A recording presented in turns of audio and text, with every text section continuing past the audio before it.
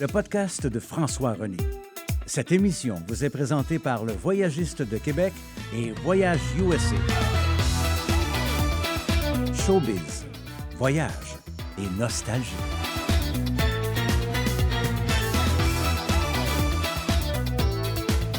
De Québec, de Floride ou d'ailleurs dans le monde, voici François René.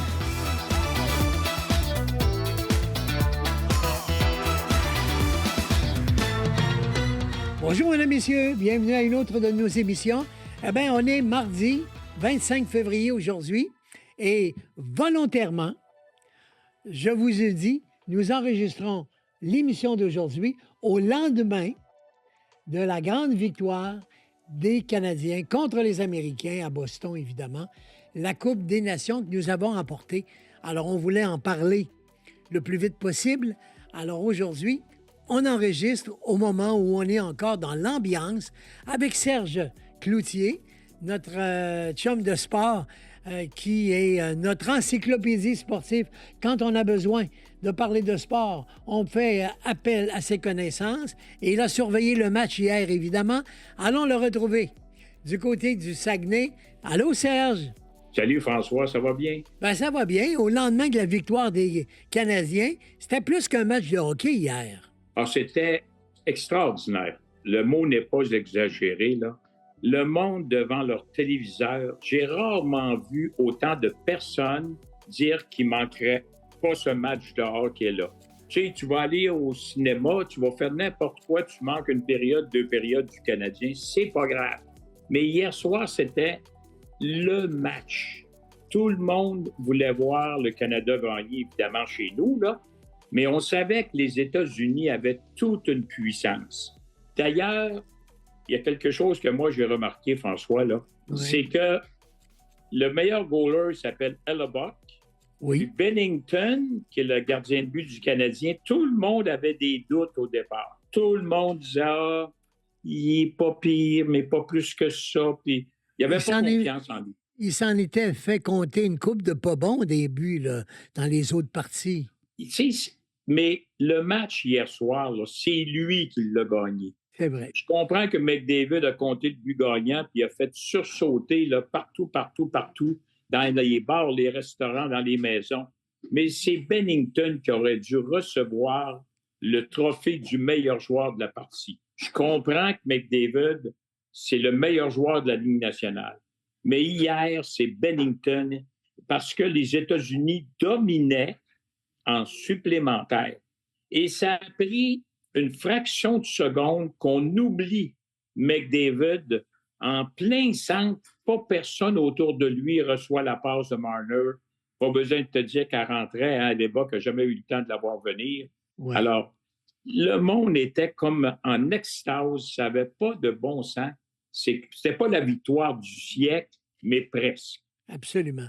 Mais Bennington, c'est vrai qu'on avait peur parce qu'il avait donné des mauvais buts, mais il y avait une chose qu'il fallait se souvenir, c'est qu'il avait été bon à Boston quand Saint-Louis avait gagné la Coupe Stanley. On dirait que le Garden de Boston lui va bien.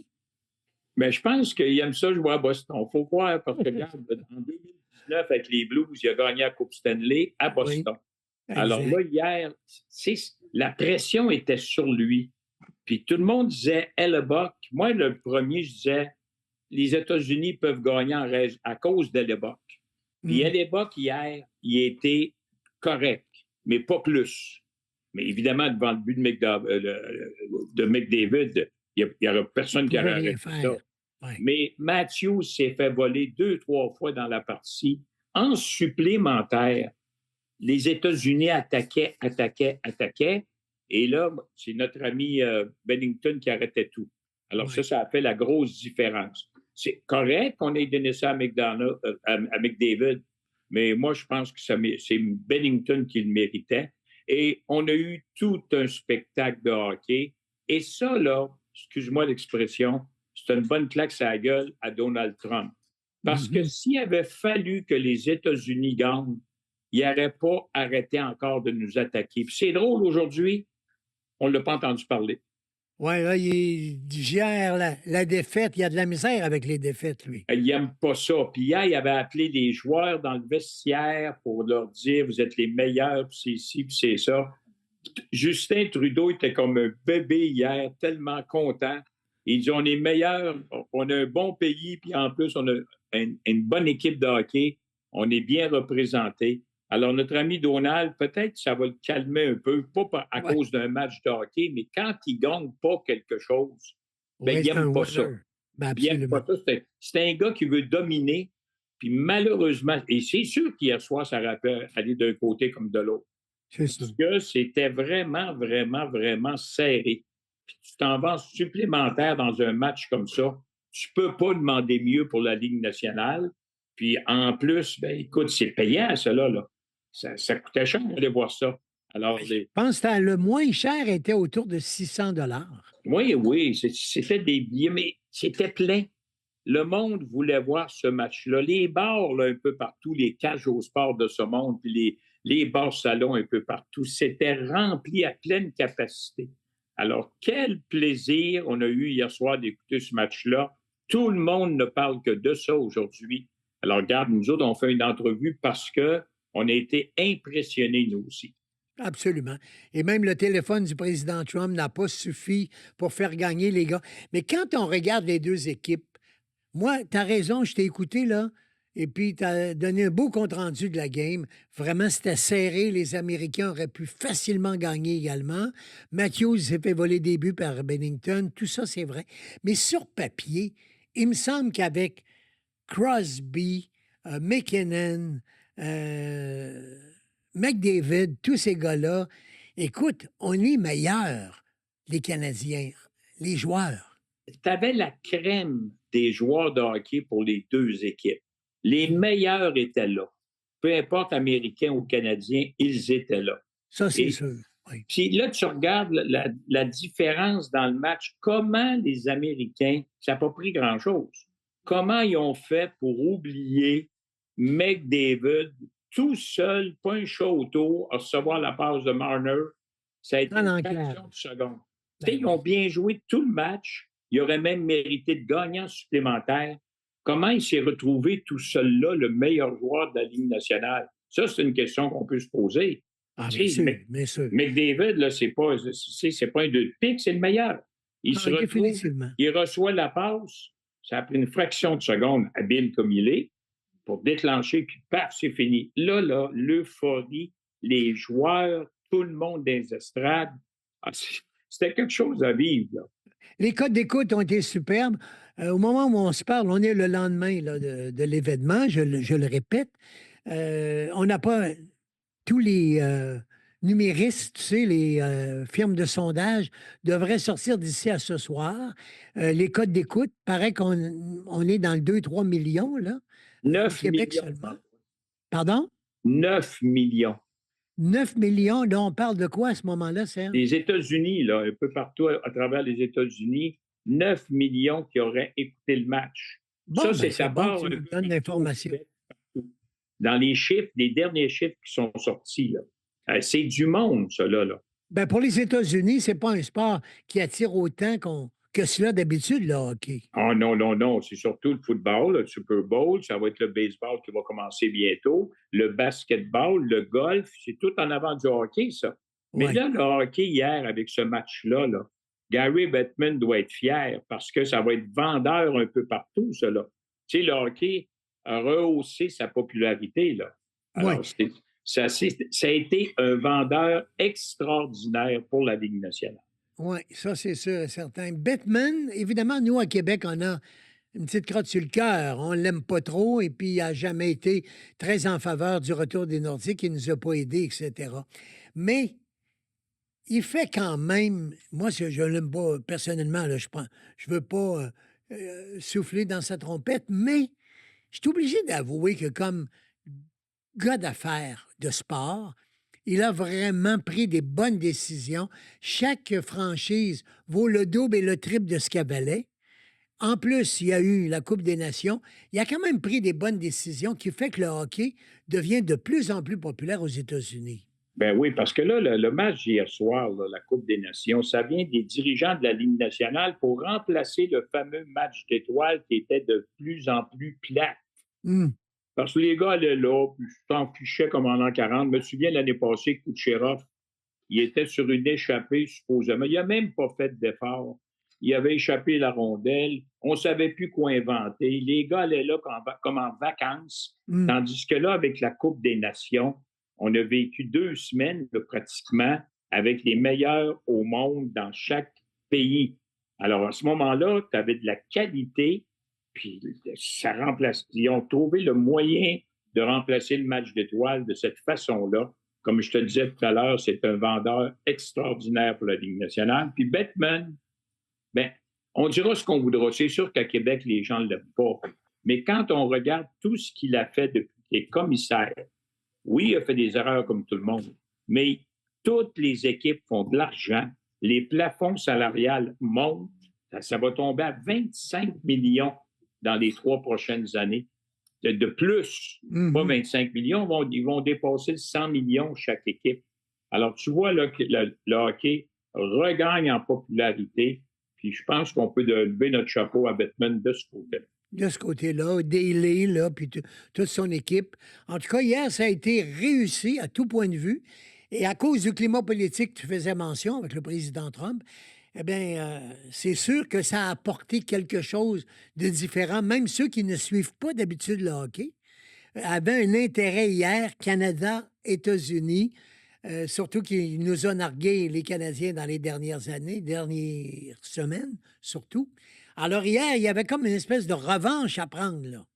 Ouais, puis disons qu'on l'a gagné. L'autre équipe aurait pu gagner, mais le Canada, avec le but de McDavid, est sorti gagnant et grand gagnant de ça. Et comme je te mentionnais tout à l'heure, on n'a pas entendu un mot. Ben, il en a parlé un petit peu, mais pas beaucoup. Tu sais, il a dit 2 bonnes équipes de hockey.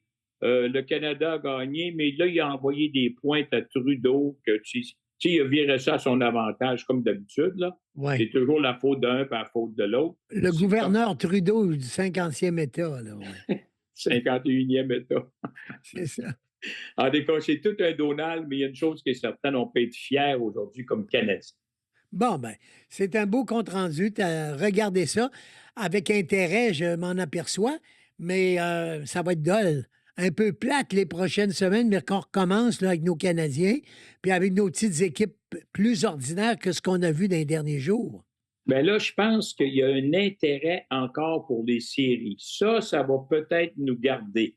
Parce que s'il n'y avait plus d'intérêt du tout avec le Canadien, même si les chances sont minces, ben, on ne le regardera même plus le hockey pour finir l'année. Tandis que là, Boston, son meilleur défenseur est blessé, ils sont dans la lutte. Canadien recommence demain, samedi, contre Ottawa, à Ottawa. Ottawa est dans la course pour les séries. Le Canadien est à 7 points des Sénateurs. Donc, il y a encore de l'intérêt de ce côté-là. Oui, on n'aura pas le même calibre de hockey, parce que ce n'est pas tous les meilleurs, là, loin de là, mais au moins, il va y avoir encore un intérêt pour terminer l'année jusqu'au mois d'avril. Ouais. Il y a de l'intérêt quand même. On aime le hockey. Écoute, je regardais que c'est ça le comble. Sénateur contre Canadien, là, Vidéotron, là, la partie hors concours. On sait tout l'an que ça a fait couler l'année passée, enfin, en début de saison, quand les Kings de Luc Robitaille sont venus à Québec et que le gouvernement avait fourni 7 millions, ça fait toute une histoire. Et à juste titre, avec raison, pas besoin de payer, comme tu l'as dit, avec les salaires qui se payent, puis avec l'argent qui se fait dans la Ligue nationale, on n'avait pas, nous, le Québec, à payer pour ça. Mais cette année, on ne paye pas. C'est les sénateurs d'Ottawa qui viennent à Québec, à Vidéotron. Et puis, le match contre le Canadien, il est complet. Tout a été vendu, puis il reste peu de billets pour le premier des 2 games. Donc, il y a quand même de l'intérêt encore à Québec pour la Ligue nationale et pour le Canadien. Oui, mais je pense que Québec demeurera toujours une bonne ville de hockey. Tu sais, on a eu les Nordiques, on les a perdus. Il y a les Remparts. Les Remparts, malgré qu'ils sont 14e au classement, ils attirent encore 8, 9, 10 000. Le tournoi Pee-Wee connaît un succès encore cette année. Il va y avoir au-dessus de 200 000 personnes qui vont encourager les petits Pee-Wee. Mais malheureusement, Ouais. M. Bettman, puis il n'est pas tout seul, là. Et bien des gouverneurs ne semblent pas vouloir venir à Québec. Même des Pourtant, gouverneurs pas trop loin de Québec, peut-être. Hein? ben Boston, le gouverneur de Boston ne veut pas de Québec. Oui. Puis il y a des réunions, Bettman ne prend pas rien que des décisions tout seul. Oui, Alors, puis il Paul parle. Sun à Montréal, il fait Ben, déjà son fin devant une caméra qui voudrait donc que Québec revienne, mais on ne sait pas ce qui se dit autour de la table. Là. Peut-être non, que les non. Canadiens ne veulent pas non plus partager les revenus publicitaires que ça pourrait engendrer. Ben, c'est ça. C'est parce qu'il n'est pas tout seul, comme je mentionnais, M. Bettman, à prendre ces décisions-là. Ouais. Québec a quitté. C'est drôle parce qu'il veut retourner à Atlanta, puis il ne veut pas venir à Québec. Probablement qu'il doit dire, ben écoute, Québec n'est pas capable, ou de nos jours, là, avec l'argent et tout ça, d'accueillir un club de la Ligue nationale. Lui, là, sa crainte, j'ai l'impression, c'est qu'il pourrait venir 1, 2, 3, 4, 5 ans. Puis là, soudainement, ça commencera à baisser, puis peut-être qu'il repartirait. J'ai l'impression que c'est ça la raison majeure pourquoi il ne veut plus de Québec. Il n'y a pas d'autre chose que ça. Tant qu'il sera là, on a tout. On parle de plus en plus qu'il y a de la pression pour laisser son poste éventuellement, parce qu'il va arriver à 80, ce ne sera pas long, là, 75 ans peut-être. À un moment donné, il va s'en aller. Il faudra attendre peut-être l'ère d'après Bettman. Tant qu'il sera le président, on ne peut pas penser de revoir des Nordiques à Québec. Non, puis quand il parle d'expansion, le nom de Québec ne vient jamais. Il va parler de Kansas City, il va parler de Houston, il va parler d'Atlanta. Pourtant, Atlanta a déménagé à Winnipeg dans le temps. Mais on dirait que Québec, pour lui, il veut demeurer aux États-Unis pour l'instant. Alors, c'est bien sûr qu'on peut rêver en couleur, mais on risque de rêver longtemps. Absolument. Hey, merci, Serge. C'était agréable d'avoir tes commentaires. Je trouvais que c'était important d'enregistrer ce segment d'émission d'aujourd'hui au moment où on venait de vivre le hockey, parce qu'on aurait pu en parler plus tard, mais là, on est au lendemain, fait que ça nous donne l'ambiance qui est encore là. On l'a tous regardé le match hier, puis on a apprécié la game, et tant mieux s'il y a eu une grosse cote d'écoute, puis que le hockey se porte bien, même aux États-Unis. Oui, ça, c'est vraiment le côté vendeur, comme j'ai dit tout à l'heure, pour la Ligue nationale de hockey, parce que ce n'est pas le sport le plus populaire.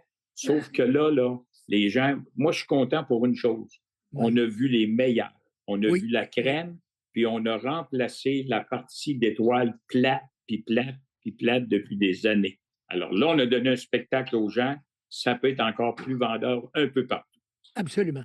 Tu sais que je termine avec ça parce que en mes débuts d'émission, je donne toujours un peu de nouvelles du temps passé. Je parle un peu de nostalgie. Et aujourd'hui, ça va t'intéresser parce que le 25 février de 1964, on était jeunes, toi et moi, des adolescents, et le fameux Cassius Clay va gagner cette journée-là son premier championnat des poids lourds à la boxe, évidemment, contre Sonny Liston.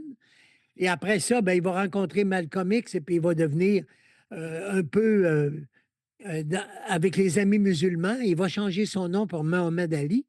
Mais on se souvient, quand il est arrivé, quel boxeur et quel athlète ça a été aussi. Hein? Il était extraordinaire. Moi, quand je parle d'idole de jeunesse, je pense que moi, j'aimais la boxe beaucoup, beaucoup, beaucoup. D'ailleurs, je suivais Fernand Marcotte, que tu connais bien, ben oui, parce que Fernand Marcotte est un excellent boxeur québécois et canadien au niveau mondial. Mais la boxe, je manquais aucun gala dans ce temps-là. On allait à la Tour à Québec pour aller voir des combats de boxe. Et Mohamed Ali, le Cassius Clay, là, il était tellement bon, tellement agile, tellement rapide. Et c'est un monsieur qui était au-dessus de tout le monde dans ce temps-là. Tu sais, il s'amusait. Il était vraiment beau à voir boxer. C'est un des grands athlètes du 20e siècle. Sport confondu. Là. Tout sport confondu, je pense que Mohamed Ali, là, il a marqué l'histoire. Puis on peut en garder un excellent souvenir. Puis il a fait les meilleurs combats. Moi, je l'aimais, ça n'avait pas de bon sens. J'en manquais pas un. Alors, à un moment donné, tu me rappelles un bon souvenir là, parce que je ne m'en rappelais pas. Oui. Puis c'était aussi le préféré de René Angélil. Et un jour à Las Vegas, Cassius était là, et enfin Mohamed Ali, et René et Céline étaient dans la même soirée. Et René est allé le voir pour lui demander un autographe, et il lui avait sorti un 100 $. Et Cassius Clay, enfin Mohamed Ali, a donné son autographe sur un billet de 100 pièces à René Angélil. Alors, c'est pour te dire comment René était un peu fou et Ouais. comment Mohamed Ali avait trouvé ça drôle et lui avait dit, parce que, étant donné le succès de Céline, Mohamed Ali le connaissait, il connaissait Céline, et il avait été bien honoré qu'il lui demande son autographe et il l'avait écrit sur un 100 pièces. Ah, c'est bon, c'est C'est bon. bon. Salut Serge, à bientôt. J'ai Merci de ta jamais eu participation. le bonheur de le rencontrer, mais moi, j'avais rencontré Sugar Ray Leonard. Ah oui? Et Leonard, il venait boxer à Montréal. Ça a été le combat, le meilleur combat de l'histoire à Montréal. Ça avait été contre Roberto Duran. Et Sugar Ray Leonard, à 147 livres, c'était le Mohamed Ali. La rapidité d'exécution, les petites feintes et ainsi de suite. Ah Alors, oui. Sugar Ray Leonard, moi, j'ai un souvenir extraordinaire avec lui. Ça n'avait pas été Parce au que- stade olympique, ça, un match comme ça? Oui, oui. Au stade olympique, il y avait eu Marcotte Mello. Il y avait Oui. eu Cleveland Denny, qui, lui, malheureusement, est décédé parce qu'il s'était fait tuer dans l'arène. Et il y avait du monde au stade olympique. Jamais, jamais, jamais, on a eu un gala par la suite. On a eu des bons, mais jamais comme celui-là qui avait eu lieu au mois de juin au stade olympique avec Sugar Ray Leonard et Roberto Duran. Ça, c'est un des bons combats qu'on a vus. Puis dans ce temps-là, c'était 15 rondes. C'était pas 12 rondes, c'était 15 rondes. C'est vrai. Alors, c'est Duran qui avait gagné en 15 rondes au stade olympique. Alors, on en garde des bons souvenirs. Ah oui, oui. Mais là, tu en parles, mais je me souviens des émissions de sport à l'époque, CJRP, quand on faisait pendant, quoi, 25-30 ans, tu as fait ça. Et je me souviens maintenant que tu parlais beaucoup de boxe, tu aimais ça. Et Oui, tu oui, suivais oui. Fernand Marcotte très bien, oui. Ben oui, Fernand Marcotte, qui a toujours été un ami par la suite, mais moi, j'ai commencé avec le père Marcotte, des Oui. conférences de presse, puis là, Marcotte contre Paduano, puis Marcotte contre Bouchard, puis Marcotte contre Mello, et puis c'était drôle parce qu'il y avait Régis Lévesque. Régis Lévesque, lui, c'était Promoteur de Montréal, oui. le vendeur. Puis Mm. là, ça se pognait dans les conférences de presse avec Fernand Marcotte senior, mais c'était le bon moment de la boxe à Québec. Évidemment, on n'a plus bien de ça, là, malheureusement, mais on a vécu des belles histoires. Oui, absolument. C'est le fun de les raconter de temps en temps. Merci, Serge. À la prochaine, alors. Merci, François. Merci infiniment pour tes se revoir bientôt. connaissances et puis pour tes comptes rendus sur le match d'hier. À la prochaine. Merci beaucoup. Alors voilà, Serge qui nous parlait de ses souvenirs à lui aussi, un gars de boxe. Dans les autres choses d'aujourd'hui, on a moins de temps que d'habitude parce qu'on a pris un petit peu de temps pour cela. On parlait tantôt de Mohamed Ali, bien sûr, mais dans un autre domaine complètement différent, c'est quand même intéressant de noter également que si un jour vous allez à Londres, vous allez comprendre que c'est toute une cathédrale. Vous savez qu'en 1666, il y avait eu un incendie qui avait détruit la ville de Londres presque au complet. Et c'est aujourd'hui l'anniversaire de Christopher Wren, qui était un savant et un architecte du 18e siècle, évidemment. Et il a construit la fameuse église Saint Paul's Cathedral, où Lady Di et le prince Charles, roi d'Angleterre d'aujourd'hui, s'étaient mariés à l'époque, au mois de juillet en 81, c'est pas d'aujourd'hui, mais cette belle église absolument extraordinaire, elle a été construite par ce monsieur, Christopher Wren, qui est né, comme aujourd'hui, pas aujourd'hui au moment où j'enregistre, mais aujourd'hui au moment où vous regardez l'émission, le 25 février. On va s'arrêter là-dessus, mesdames, messieurs, la pause. Et puis on revient. On va vous emmener aujourd'hui au Kenya. C'est pas rien, ça. On va aller rencontrer l'une de nos amies, Stéphanie et moi, qui est la présidente du groupe de voyage qui s'occupe de nos Québécois lorsque nous allons faire nos safaris au Kenya. Dans un moment, on s'en va complètement ailleurs, bien loin d'ici, sur le continent africain, si la technique peut tenir et si on peut réussir à la rejoindre, évidemment.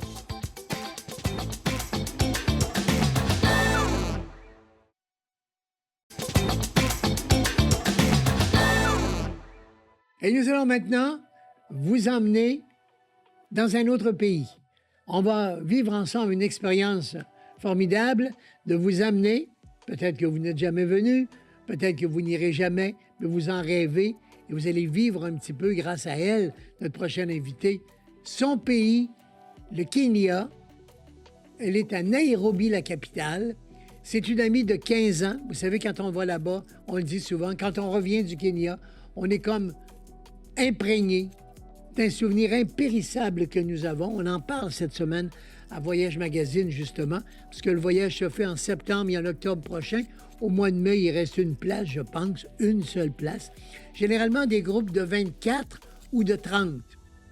C'est important, le nombre de personnes, parce que ce sont des Jeeps, des Land Rover, des 4x4, très confortables pour faire l'Afrique, et puis il y a 6 personnes par Jeep. Alors donc, il faut que les chiffres balancent. Évidemment, on ne veut pas être 32, avoir 2 personnes dans les Jeeps et 6 dans les autres, vous comprenez? Alors donc, 24 ou 30 généralement. Il est important de toujours suivre la règle. On va vous présenter un guide chauffeur qui sera avec vous pendant tout le séjour pour s'occuper de vous. Tout va se passer en français. Ce n'est pas un guide touristique qui va vous dire le palais du Louvre est devenu en 1893 grâce à Napoléon le musée du Louvre d'aujourd'hui, ou la tour Eiffel c'est ceci, ou la tour, la grande roue de Londres, London Eye, voici son histoire. On ne parle pas d'un guide touristique. On parle d'un guide comme vous allez à la pêche, vous allez à la chasse, vous allez avec quelqu'un qui sait où sont les truites le matin, selon la température du jour, selon le temps de l'année, selon s'il y a plus ou moins de moustiques ou quoi que ce soit. Alors, vous vous fiez à lui pour faire une bonne pêche. Là, il n'y a pas de chasse, c'est interdit au Kenya. Mais il y a, évidemment, de la chasse de photos des animaux. Hein, ce qu'on appelle les game drive, le jeu de courir les animaux. Et on vit dans leur habitat. C'est tellement extraordinaire qu'on en revient marqué à vie avec un souvenir impérissable. Là-bas, dès que vous arrivez, d'abord, vous avez une guide ou un guide accompagnateur de Québec qui vous emmène jusqu'à là-bas, à Nairobi, et retour, et nos yeux, nos oreilles de l'agence, toujours avec vous pendant ce temps-là. Maintenant, sur place, c'est l'équipe de Tasnim, notre amie depuis 15 ans, qui s'occupe de nous, qui est une compagnie de réceptifs. Elle s'occupe des touristes qui vont là-bas. Elle a tous les jeeps, elle a les hôtels, les organisations complètes de nos voyages. C'est vraiment une grande amie maintenant. Et puis, on va vivre avec elle le Kenya. Et je vous la présente tout de suite. Elle est la présidente directrice générale. Elle est indienne d'origine, mais depuis plusieurs générations, c'est une Kenyenne. Elle vit là-bas, donc au Kenya, de génération en génération. Madame Tasnim Adanji est avec nous. Bonjour, Tasnim. Bonjour, et moi je dis bonsoir plutôt parce que c'est la nuit chez moi. Merci d'être là. C'est sûr que c'est un voyage qui est long avec le décalage et puis le temps de se rendre sur place. Là, bien, vous également, on voit que c'est déjà la nuit à cause justement du changement d'heure.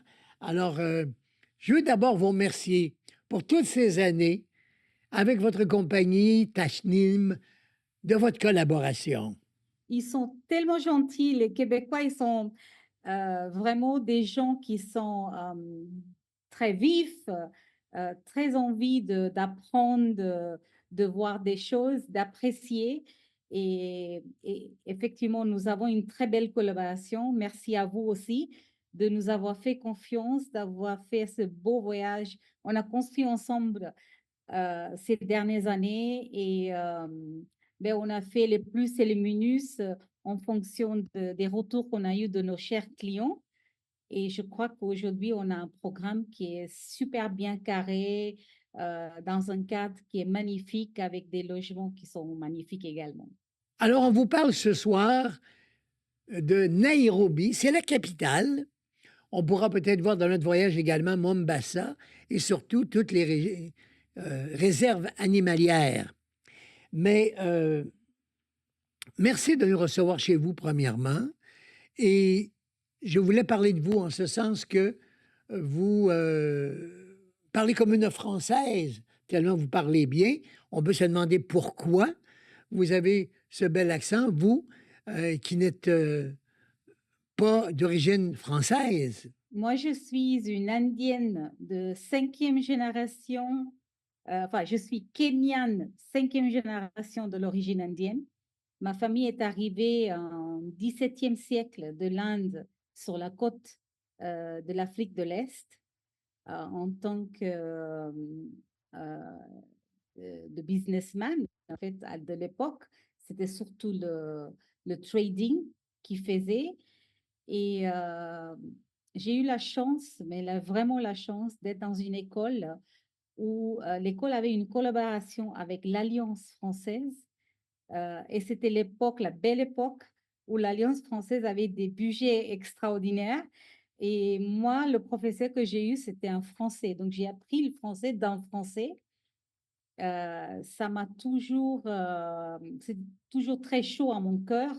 Et j'ai continué après l'école à étudier le français à l'Alliance française et avoir mon licence même d'interprète. Ben voilà, oui. On comprend mieux pourquoi vous avez ce beau langage en français et qu'on vous entend très bien. D'ailleurs, tout le voyage, c'est très important de le dire, vos guides accompagnateurs également, le voyage se passe en français. Oui, c'est très important. Donc, au fait, on a ancré notre place en tant que réceptif sur le marché français francophone, donc québécois aussi. Nous avons des guides qui sont francophones. Bien évidemment, ils ont des niveaux parce que, sachant que le Kenya, nous avons plus de 44 tribus et chaque tribu a son dialecte, sa langue et chaque personne a un accent. Donc, tout le monde a des niveaux de français, mais ils parlent très bien, ils sont très gentils. Et notre équipe qui reçoit les clients à l'aéroport, qui fait le suivi logistique, on va dire les techniciens au bureau, sont également francophones.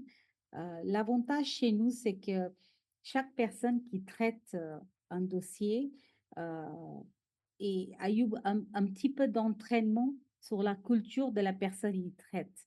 À titre agence, nous avons plus de 50 pays, les clients de 50 pays. Et donc, on passe un peu de temps à découvrir la culture de notre client. Là, au moment où nous parlons, on est en février, c'est le contraire d'ici. Vous êtes en été actuellement, c'est très chaud. Oui, c'est ça. Donc, au fait, actuellement, c'est l'été. Et février, c'est le mois le plus chaud de l'été qui va de novembre à mars. Grâce ou à cause de cette chaleur, on voit une présence d'animaux dans tous les parcs vraiment très facilement. Parce que les animaux, ils sortent quand il fait chaud. Et donc, on a une visibilité d'animaux qui sont vraiment très bien. Et aussi, l'été, donc cette période de novembre à mars, c'est la période de la naissance, surtout dans la famille des antilopes. Et donc, on Oui. voit ça. Les éléphants également, c'est le mois de décembre et janvier. C'est là où on voit la naissance, surtout chez les éléphants. C'est la grande nature, c'est la grandiosité de la nature, quelque chose qu'on ne peut pas imaginer. On a vu dans des films, on a vu des documentaires, on a lu sur le pays, on a vu des images, mais c'est jamais comme quand on y est.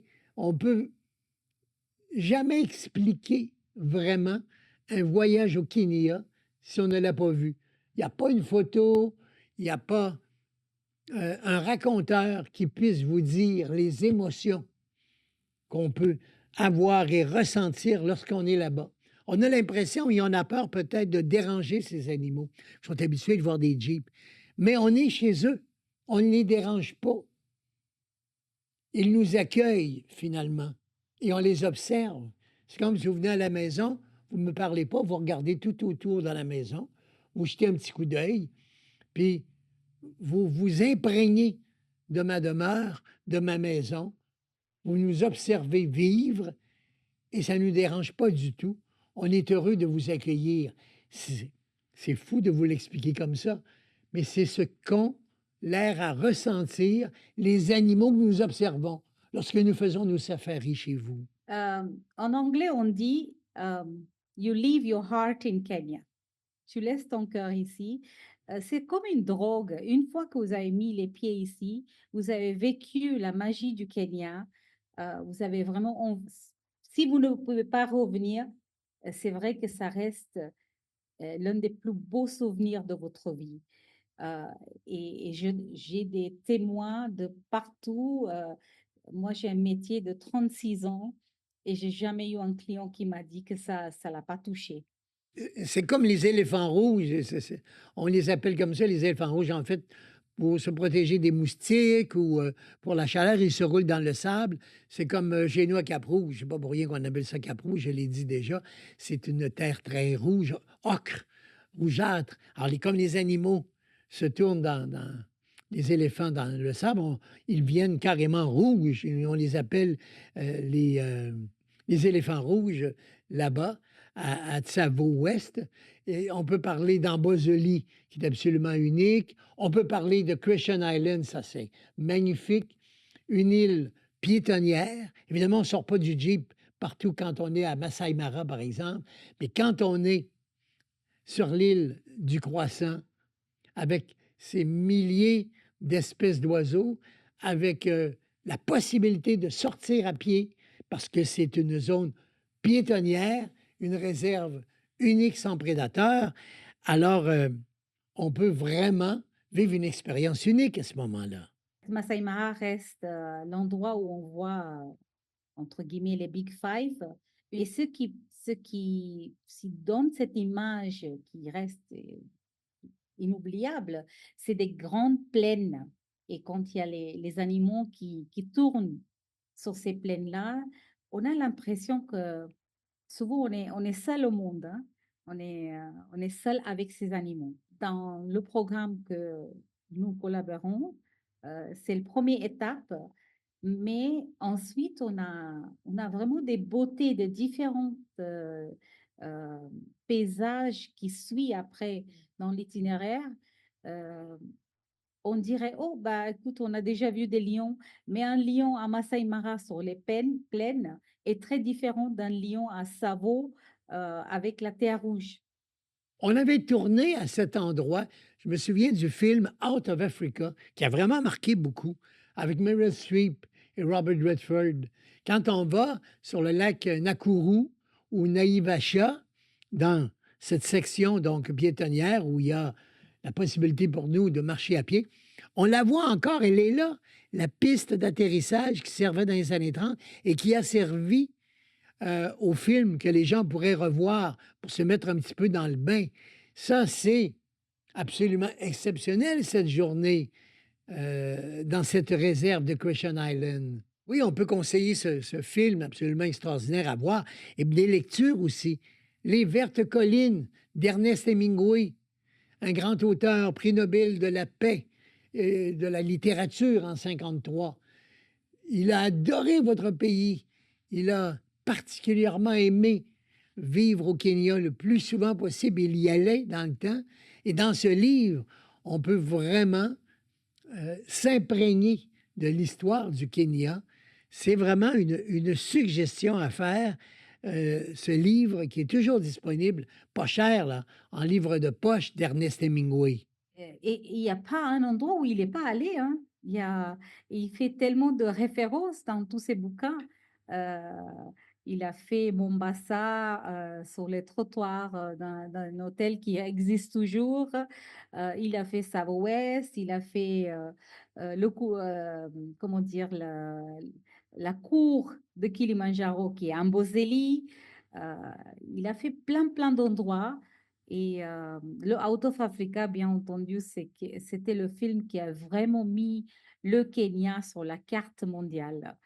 Euh, Parce que les scènes de l'Out of Africa ont permis les gens de découvrir ce qui est ce magnifique pays. Et c'est un pays où on mange très bien.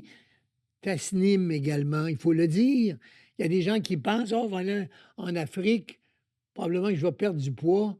Euh, Lorsque je reviendrai, ça va me faire du bien. Non, non, non, non. Vous allez engraisser, vous allez en rajouter des livres à votre poids parce qu'on mange très, très bien. C'est bourratif, c'est complet, les repas. C'est vraiment très délicieux.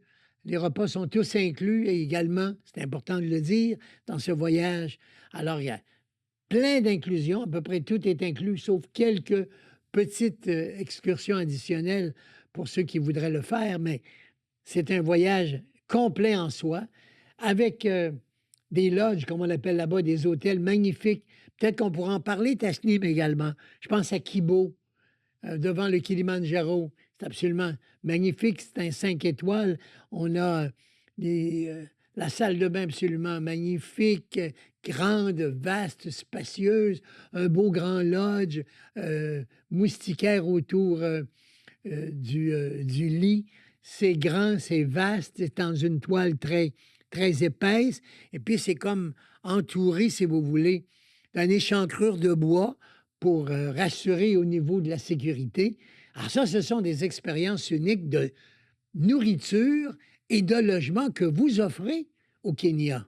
En fait, dans le programme qu'on a conclu avec vous, on a la conception de ce programme, et d'ailleurs, c'est ma passion personnelle de vraiment créer, en utilisant différents types de logements, euh, qui nous permet de créer le wow, Mhm. le facteur wow, pratiquement tous les 2 jours. Euh, une fois, on est dans un lodge, une fois, qui est bâti en ciment ou autre, mais qui est toujours en harmonie avec la nature.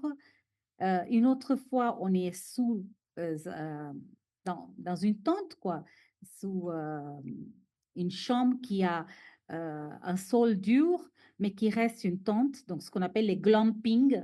Après, on a des endroits comme le lodge qu'on utilise à Savo, qui a un point d'eau magnifique. Il y a les animaux devant le point d'eau. Ah oui, c'est vraiment comme du théâtre lorsqu'on est à Tsavo-Ouest, justement, cette réserve. C'est comme un restaurant avec grande fenêtre panoramique et plus que du cinéma, c'est du théâtre, de l'art vivant, parce qu'on voit tous les animaux venir s'abreuver.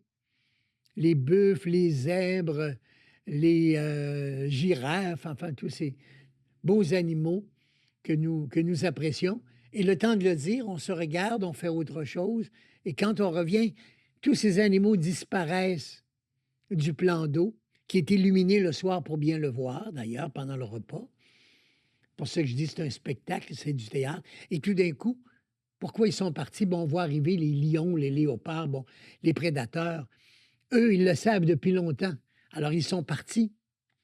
Bien avant qu'on s'en aperçoive, ils ont senti l'instinct, hein, la peur, la crainte du prédateur. Alors, ils sont plus là devant nous. Et voilà que ce sont maintenant les lions et compagnie à leur place. Mais de vivre ça, bien assis en prenant son repas le soir, quelle expérience nous avons ce soir-là aussi. Savo-Ouest, c'est vrai que c'est très bousqueuse, là. Il y a beaucoup de bousquets comme les arbres.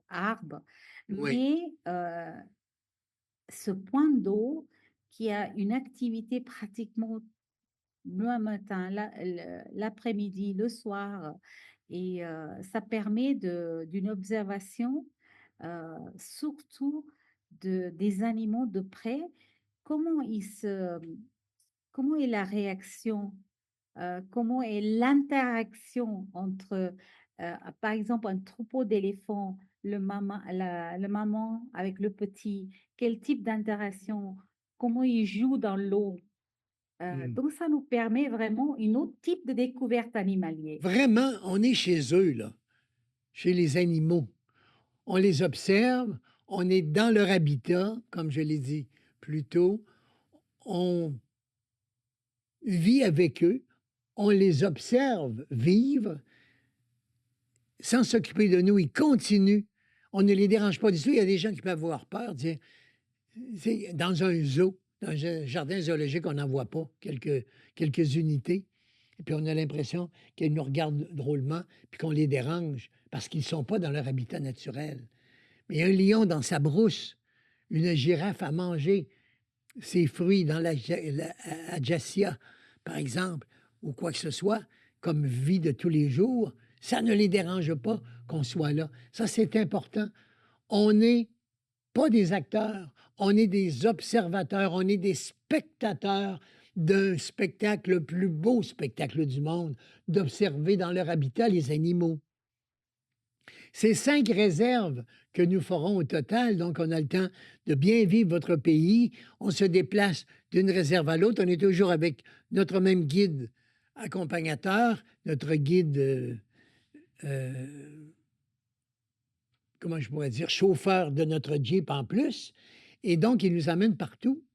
Et on a la chance de vivre des expériences uniques, même les plus grands sont debout dans le Jeep, il y a le toit qui se lève, il y a l'observation qu'on peut faire également, il y a des Jeeps de grand confort, des 4x4 que vous proposez, il y a les 5 réserves que nous faisons au cours du safari, puis ensuite il y aura un séjour au bord de la mer, à l'océan Indien, dans l'eau chaude comme votre baignoire, avec des piscines, avec les 3 repas par jour, la boisson, bon, etc.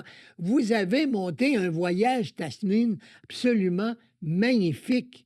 Vraiment, il faut le dire, c'est un voyage bien balancé que vous nous proposez. Oui, ça vous permet de, d'une part, découvrir cette descente vers la côte.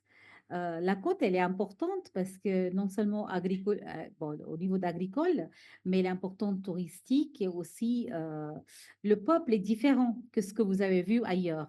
Donc, c'est le peuple swahili et le peuple swahili, ce n'est pas uniquement la langue nationale du Kenya, c'est une culture, c'est un tribu. Donc, ça nous permet de découvrir un peu au fur et à mesure sur la descente vers les plages de Diani, cette zone qui est extra, qui est beaucoup de cocotiers d'ailleurs. Oui, je le mentionnais, le séjour plage, c'est vraiment exceptionnel. C'est quelque chose d'unique. Et puis, l'eau comme chaude comme dans votre baignoire, là, c'est pas exagéré. Le sable blanc, c'est comme la farine que vous avez dans vos mains. Vous avez également une colonie de singes qui va vous amuser tout autour. Il faut faire attention, les singes ne sont pas si amicaux qu'on pense, mais ils adorent donner leur show, leur spectacle, faire leurs grimaces. Et puis, nous les observer, c'est un show en soi. C'est quelque chose d'extraordinaire. Piscine magnifique, repas extraordinaire.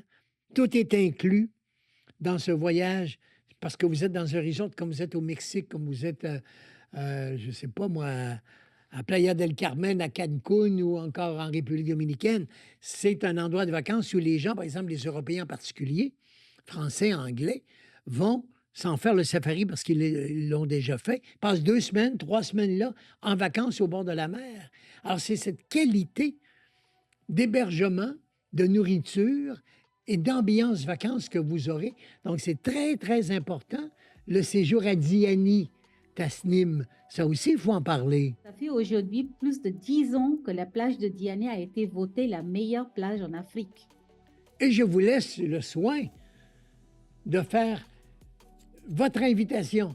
On va terminer comme cela en vous permettant d'inviter mes Québécois à aller vous voir parce que vous êtes capable de bien les recevoir. Ça, je peux le garantir. Je dis à tous les Québécois, déjà, on vous aime. Moi, j'adore votre accent. Je vous adore. Vous êtes vraiment des gens qui sont très, très sympathiques. Et nos guides, nos personnels qui vous accueillent et qui vous accompagnent pendant ces voyages, ils nous le disent chaque fois. C'est un bonheur. Vraiment, c'est un bonheur d'accompagner les clients que vous nous envoyez et surtout les montrer ce qui est ce beau pays. N'hésitez pas. Faites votre rendez-vous avec le Kenya dès maintenant. Il ne faut pas attendre demain. il faut le faire aujourd'hui. La vie étant courte, elle est telle qu'elle est. Et je crois qu'il faut découvrir. Et s'il y a un pays qu'il faut vraiment faire dans votre vie pour avoir des souvenirs inoubliables à vie, c'est le Kenya. Je vous invite, Karibu Kenya. Au revoir. Merci beaucoup depuis le Nairobi, depuis le Kenya. Au revoir, Tashnim Odanji. À bientôt. Au revoir.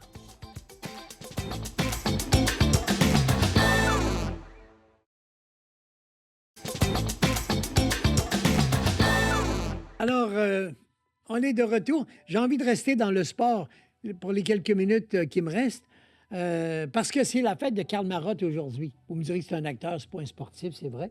Il a quand même 66 ans.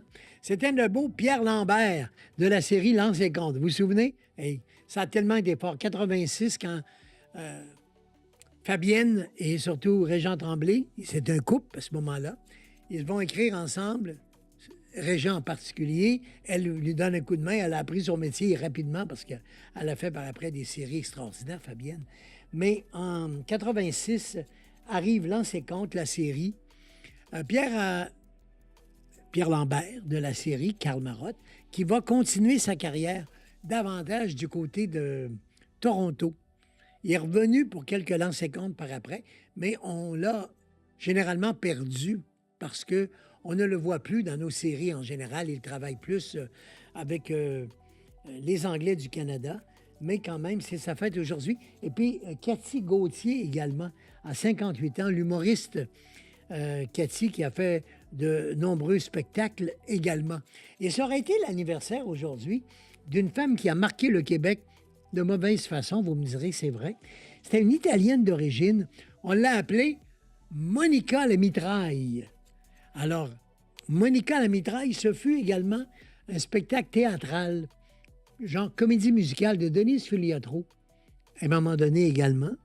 Elle est née en 1940, elle est morte très jeune, cette Monica la mitraille. Et puis, on l'a appelée également Machine Gun Molly. Et elle était née sur la Maine, rue Sainte-Catherine et Saint-Laurent à Montréal, dans ce coin-là. C'était une fille un peu tough qui a fait des, comme on dit, des vols à main armée, comme il se faisait à l'époque. C'était le gun dans les mains, elle rentrait dans les banques, puis elle vidait les caisses. Toute une carrière. On a fait un film également. C'était Céline Bonnier qui avait joué le rôle. Il y avait aussi son chum de l'époque, Roy Dupuis, dans ce film-là. J'ai pas trop de détails en mémoire, là, mais je me souviens qu'on avait fait un film sur Monica la mitraille, qui fut une criminelle notoire de Montréal et qui a laissé de grands souvenirs à la police de Montréal. Alors, elle est née également un 25 février comme aujourd'hui. Et en date d'aujourd'hui également, ça c'est plus drôle un peu, mais c'est nos racines. En 1908, vous me direz, ça fait longtemps, c'est vrai, plus de 100 ans. En 1908, le pape, le pape romain, hein, le souverain pontife, comme on l'appelait dans le temps, c'est Pie X, qui a canonisé depuis. On dit maintenant Saint Pie X. Mais au moment où il est pape, en 1908, il va, je dirais pas ordonner, mais il va nommer Saint Jean-Baptiste, le cousin de Jésus de Nazareth, celui qui va le baptiser, Saint Jean-Baptiste, patron des Canadiens français. On disait à l'époque, on ne disait pas québécois, on disait Canadiens français.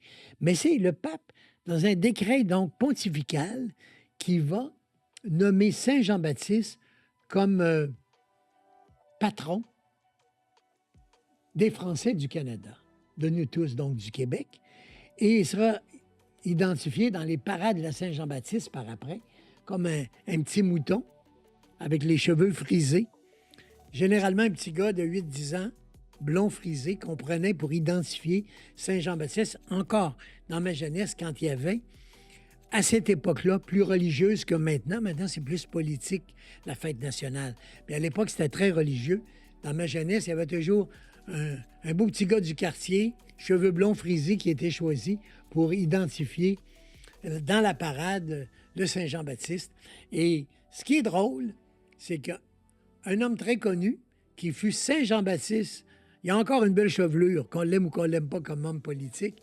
Il a été premier ministre pendant presque 14 ans au Québec. Je parle de Jean Charest, de Sherbrooke. Jean Charest était justement, dans son enfance, un petit blond frisé.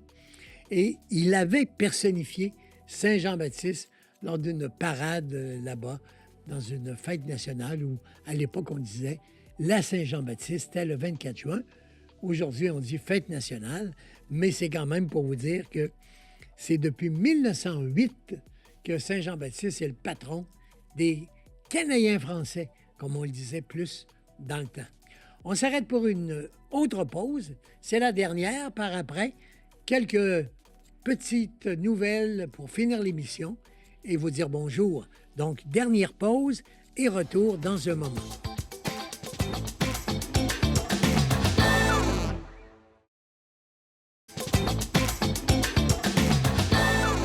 Alors, on est de retour, mesdames, messieurs. Comme c'est aujourd'hui l'anniversaire d'Enrico Caruso, qui est né en 1873. Et il est mort très jeune, 48 ans. Il est mort en 21. Il avait fait le tour du monde, M. Caruso. Et le plus grand de tous les temps, du moins des temps modernes, comme ténor, comme chanteur d'opéra, ce fut Enrico Caruso. Et Caruso aimait spécialement Napoli où il demeurait, et puis également mais vraiment une grande admiration pour la côte amalfitaine. Et quand on y va, parce que j'y retourne au mois d'avril et j'y retournerai aussi à l'automne prochain pour ceux qui veulent se joindre à moi pour l'Italie, chaque fois que je vais à Sorrento, sur la côte amalfitaine, j'emmène les gens faire le tour du village. Et en différentes occasions, on peut parler de Caruso parce que sa maison a été conservée, et très bien conservée, à Napoli. Et puis également, parce qu'il était napolitain. Et puis également, il aimait la côte amalfitaine et il demeurait toujours à l'hôtel Imperiale sur la côte, un hôtel où nous passons devant à pied.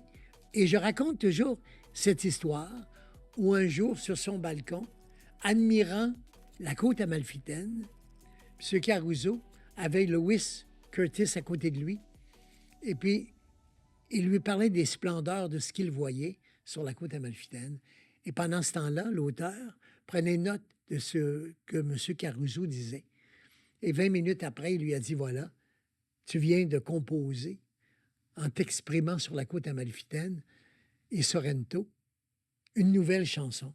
Et c'est la plus belle de toutes les chansons napolitaines de l'histoire, Torna del Sorrento, comme on l'appelait dans l'ancien italien. Alors ça, c'est un souvenir vraiment magnifique. La composition, ça s'est fait là, sur la côte amalfitaine, à Sorrento, à l'Hôtel Impérial. Si vous venez avec moi, je vous donnerai plus de détails et je vous montrerai cet hôtel où cette fameuse chanson Torna del Sorrento a été composée. Au revoir, mesdames, messieurs. Sur ce dernier souvenir, je vous invite à être là demain pour une autre de mon podcast à Télémag. Au revoir.